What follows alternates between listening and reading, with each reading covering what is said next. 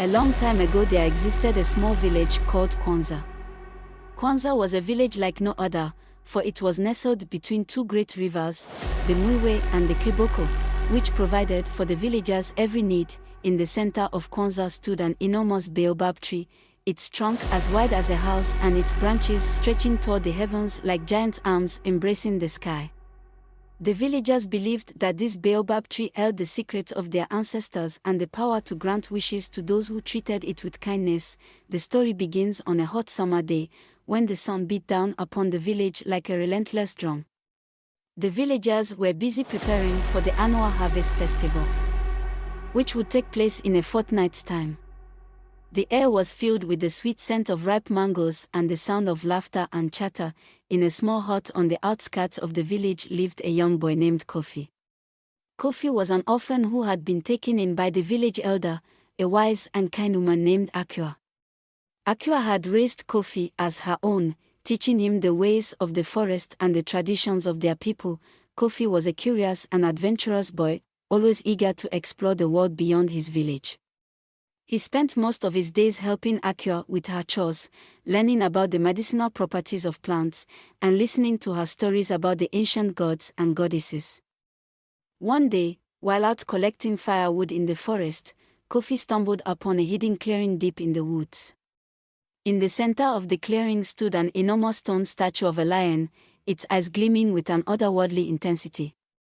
Kofi felt drawn to the statue, as if it were beckoning him closer.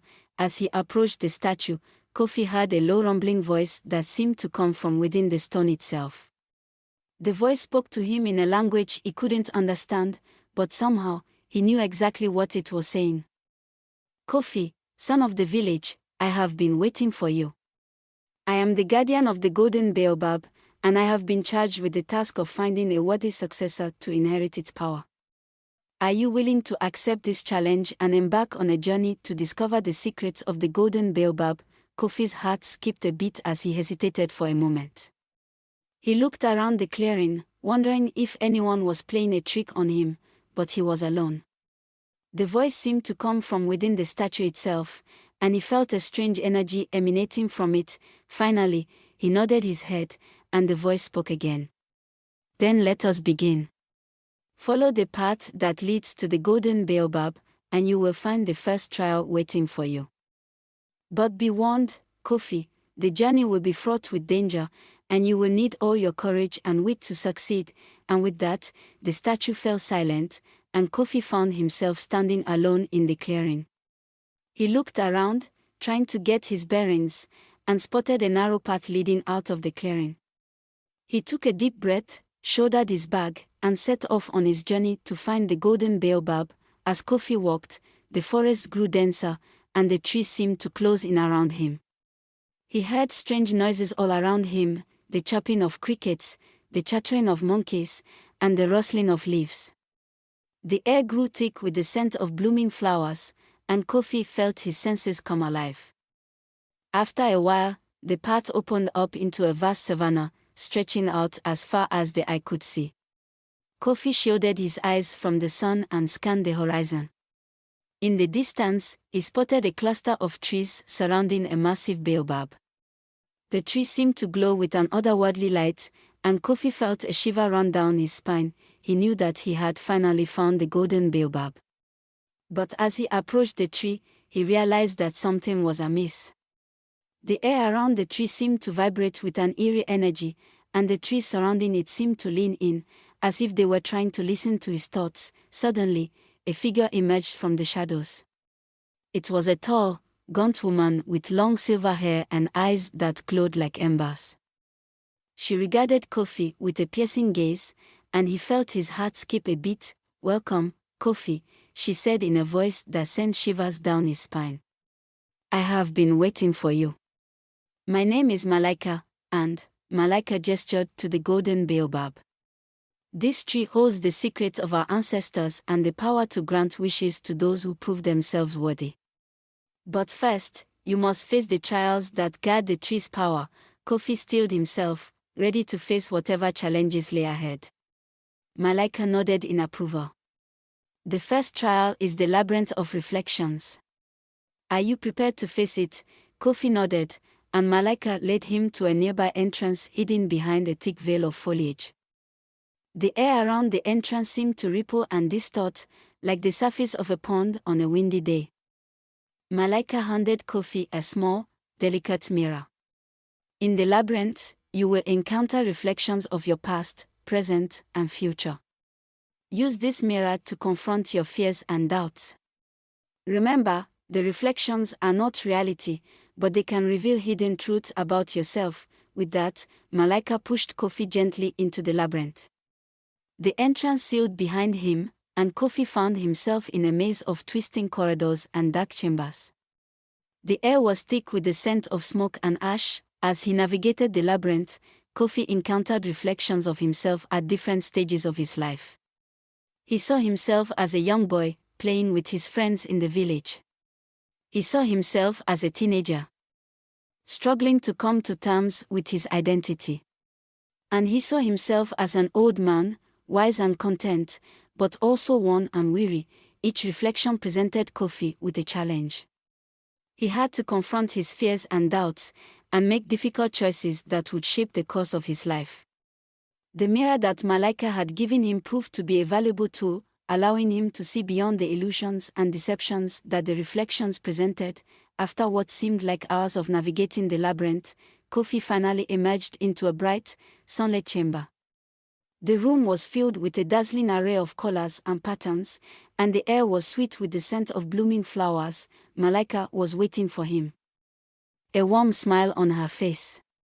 "Well done, Kofi," she said. "You have passed the first trial. But the journey is far from over. The next trial awaits you, and it will be even more challenging than the first." Kofi nodded, ready to face whatever lay ahead. Malika led him to a nearby pool of water, where a small wooden boat awaited him. "The second trial is the River of Forgetfulness," Malika explained. "You must cross the river without forgetting your purpose or your identity. The river's waters have the power to erase memories and confuse the mind. Are you prepared to face this challenge?" Kofi nodded, and Malika handed him a small, delicate wooden flute. "Play this flute to help you remember your purpose and your identity. But be warned, the river's waters can be treacherous, and the flute's magic may not be enough to protect you." With that, Malika pushed the boat into the water, and Kofi climbed aboard. The boat drifted out onto the river, and Kofi began to play the flute. The music was hauntingly beautiful, and it seemed to capture the essence of the river itself. As Kofi drifted downstream, he encountered all manner of strange and fantastical creatures. There were fish with scales that shone like diamonds, and birds with feathers that glowed like embers. There were even creatures that seemed to be made of the river itself, their bodies flowing and shifting like the water. Despite the wonders of the river, Kofi found himself struggling to remember his purpose and his identity. The river's waters seemed to be erasing his memories, leaving him feeling confused and disoriented. He played the flute more urgently, hoping to recall his memories and find his way across the river. But the music seemed to be having an unexpected effect. Instead of remembering his past, Kofi found himself seeing glimpses of his future. He saw himself standing on a mountain peak, surrounded by a group of wise and powerful elders. He saw himself wielding a sword that shone like the sun, and fighting against a great and terrible darkness. And he saw himself standing in a beautiful garden, surrounded by loved ones and filled with a sense of peace and contentment. The visions were vivid and compelling, and Kofi felt himself becoming lost in their beauty and wonder. But he knew that he couldn't afford to forget his purpose and his identity. He had to find a way to cross the river and continue his journey. With a newfound sense of determination, Kofi played the flute once more. The music seemed to take on a new power and urgency, and the river's waters began to churn and foam. Suddenly, the boat was swept forward, carried by a powerful current that seemed to be driven by the music itself. Kofi held on tightly, feeling the boat buck and twist beneath him. As the boat emerged from the river's waters, Kofi found himself back in the bright sunlight, surrounded by the lush greenery of the riverbank. Malaika was waiting for him, a warm smile on her face. "Well done, Kofi," she said. "You have passed the second trial. The river of forgetfulness is a treacherous place, but you navigated its waters with courage and determination." Kofi nodded, still feeling a bit dazed from his journey. Malaika handed him a small, delicate cup filled with a fragrant, steaming liquid. "Drink this," she said. "It will help you remember your experiences and integrate the lessons you have learned." Kofi drank the liquid, feeling its warmth spread through his body. As he did, he began to remember his journey across the river and the visions he had seen of his future. Malaika nodded, as if she could see the memories unfolding in his mind. "The visions you saw were glimpses of your potential, Kofi," she said. "But remember, the future is not set in stone. The choices you make will determine the path you follow." Kofi nodded, feeling a sense of wonder and awe at the mysteries of the universe. Malaika smiled, as if she could see the curiosity burning within him. "The next trial awaits you, Kofi," she said. "Are you prepared to face it?" Kofi nodded, feeling a sense of determination and courage. Malaika led him to a nearby cave, the entrance guarded by two massive stone statues. "The third trial is the Cave of Shadows," Malaika explained. "You must navigate the darkness and confront the shadows within yourself. Are you prepared to face your fears and doubts?" Kofi nodded, feeling a sense of trepidation mixed with determination. Malaika handed him a small, delicate lantern filled with a soft, golden light. "This lantern will guide you through the darkness," she said. "But remember, the shadows within yourself are the greatest challenge. You must confront them with courage and honesty." With that, Malaika pushed Kofi gently into the cave, and the entrance sealed behind him. Kofi found himself standing in total darkness, the only light coming from the soft glow of the lantern. As he walked deeper into the cave, the darkness seemed to grow thicker and more oppressive. Kofi could feel the weight of his own fears and doubts pressing down upon him. But he refused to give in to the darkness. Instead, he held the lantern up high, using its light to guide him through the shadows. As he walked, the lantern's light seemed to grow stronger, illuminating the dark recesses of the cave. Kofi began to see visions of his past, memories that he had long suppressed. He saw himself as a young boy, feeling lost and alone after the death of his parents. He saw himself as a teenager, struggling to find his place in the world, but as he confronted these memories, Kofi began to see them in a new light. He realized that his past experiences had shaped him into the person he was today, and that he had the power to choose how he would respond to the challenges of his future. As Kofi emerged from the cave, he felt a sense of pride and accomplishment. He had faced his fears and doubts, and had emerged stronger and wiser. With a sense of determination, Kofi nodded his head. "I'm ready," he said. "I'll do whatever it takes to achieve my goal." Malaika's expression softened, and she placed a gentle hand on his shoulder. "I know you will, Kofi," she said. "You have come so far already. Just remember, the sacrifice you make will be worth it in the end." With that, Malaika led Kofi to a beautiful garden filled with vibrant flowers and towering trees. In the center of the garden stood an enormous tree, its trunk glowing with a soft, golden light. "This is the tree of sacrifice," Malaika said. "Here, you will make your sacrifice and achieve your goal." Kofi approached the tree, feeling a sense of trepidation mixed with determination. He knew that he had to be brave, had to be willing to make the ultimate sacrifice. As he reached out to touch the tree, a figure emerged from the shadows. It was a woman with long, flowing hair and piercing green eyes. "Kofi," she said, her voice barely above a whisper. "I have been waiting for you." Kofi's heart skipped a beat as he realized who the woman was. It was his mother, who had died when he was just a baby. "Mama," Kofi said, his voice trembling with emotion. His mother smiled, her eyes filled with love and compassion. "Yes, my son," she said. "I have come to guide you through this final trial." Kofi felt a sense of wonder and awe as his mother led him to the tree of sacrifice. He knew that he had to make a sacrifice, but he had no idea what it could be. As they reached the tree, Kofi's mother turned to him with a serious expression. "Kofi, the sacrifice you must make is not an easy one," she said. "But it is necessary if you want to achieve your goal." Kofi steeled himself, ready to face whatever lay ahead.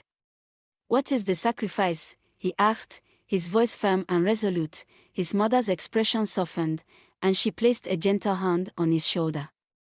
"The sacrifice is your most precious possession," she said. "Something that you hold dear, something that is a part of you." Kofi's heart skipped a beat as he wondered what his most precious possession could be. And then, in a flash of insight, he knew, "My most precious possession is my memories of you, Mama," Kofi said, his voice trembling with emotion, his mother's expression filled with sadness, and she nodded her head. "Yes, Kofi," she said. "Your memories of me are indeed your most precious possession. But if you want to achieve your goal, you must give them up." Kofi felt a cold dread creeping up his spine. Give up his memories of his mother. It was unthinkable, but then he remembered the words of Malaika, "The sacrifice you make will not be in vain. It will be a sacrifice that will change the course of your life forever." Kofi took a deep breath, steeling himself for what lay ahead. He knew that he had to be brave, had to be willing to make the ultimate sacrifice. With a sense of determination, Kofi nodded his head. "I'll do it, Mama," he said. "I give up my memories of you," his mother's expression filled with pride and love. "I know you will, Kofi," she said. "And when you do, you will achieve your goal and fulfill your destiny." Kofi closed his eyes, took a deep breath, and let go of his memories of his mother. It was like a weight had been lifted off his shoulders, but at the same time, he felt a deep sense of loss. As he opened his eyes, he saw that his mother was no longer standing in front of him. Instead, there was a bright light that seemed to be pulling him towards it. Kofi felt himself being drawn towards the light, and as he got closer, he saw that it was the golden baobab tree. The tree was glowing with an intense, golden light that seemed to be filling Kofi's entire being. Suddenly, Kofi heard a voice that seemed to be coming from within the tree. "Kofi, you have passed the final trial," the voice said. "You have shown that you are willing to make the ultimate sacrifice in order to achieve your goal. As a reward, I will grant you one wish." Kofi's mind was racing with possibilities. He could wish for wealth, power, or fame. But then he remembered the words of Malaika, "The greatest gift is not one that you can hold in your hand, but one that you can hold in your heart." Kofi took a deep breath and made his wish. "I wish for the power to heal any wound, to bring peace and prosperity to my community, and to be a source of hope and inspiration to those around me." As soon as Kofi made his wish, the golden baobab tree began to glow even brighter. The light enveloped Kofi, and he felt himself being transformed from the inside out. When the light faded, Kofi found himself standing in front of the golden baobab tree, surrounded by Malaika, his mother, and all of the ancestors who had guided him on his journey. Malaika smiled and placed a hand on Kofi's shoulder. "You have been transformed, Kofi," she said. "You have been given the power to heal and to bring peace and prosperity to your community. Use this power wisely, and always remember the lessons you have learned on your journey." And with that, Kofi's journey came to an end. He returned to his village, where he was greeted as a hero. He used his newfound power to heal the sick, to bring peace and prosperity to his community, and to be a source of hope and inspiration to those around him. Years went by, and Kofi became known throughout the land as a wise and powerful healer. But he never forgot the lessons he had learned on his journey, and he always remembered the golden baobab tree, which had given him the power to make a difference in the world. The story of Kofi and the golden baobab tree was passed down from generation to generation, inspiring countless young people to embark on their own journeys of self-discovery and growth. And even though Kofi was long gone, his legacy lived on, a reminder of the transformative power of courage, perseverance, and determination. Don't forget to like and subscribe to this channel for more videos like this. Peace.